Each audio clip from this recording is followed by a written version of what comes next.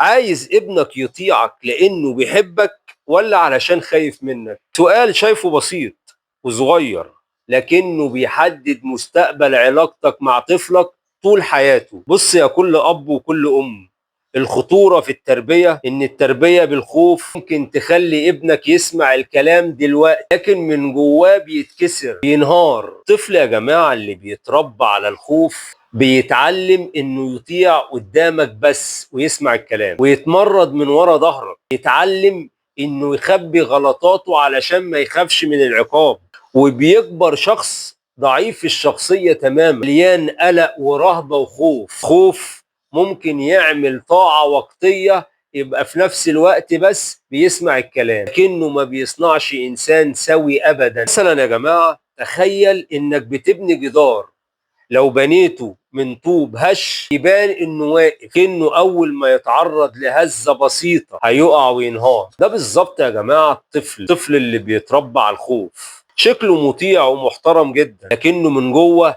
هش، شخصيته ضعيفه. اما التربيه بالحب والاحترام والتقدير فهي زي الاساس القوي اللي مهما تعرض لضغط يفضل ثابت زي ما هو.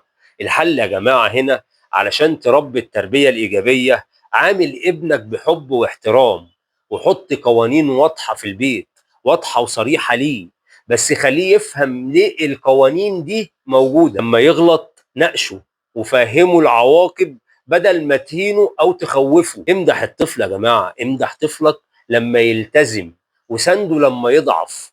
الطفل اللي بيتربى على حب هيطيعك حتى في غيابك لانه مقتنع انك عايز مصلحته مش انك عايز تسيطر عليه وخلاص. التربية بالخوف يا جماعة بتخلق جدار هش ضعيف شكله ثابت لكنه بينهار من اول اختبار. اما التربية بالحب يا جماعة بتبني انسان قوي وثابت وواعي. الاختيار في ايدك انت كأب وام، تربي ابنك يحبك ويحترمك ولا يهابك ويهرب منك ويطلع انسان ضعيف الشخصية.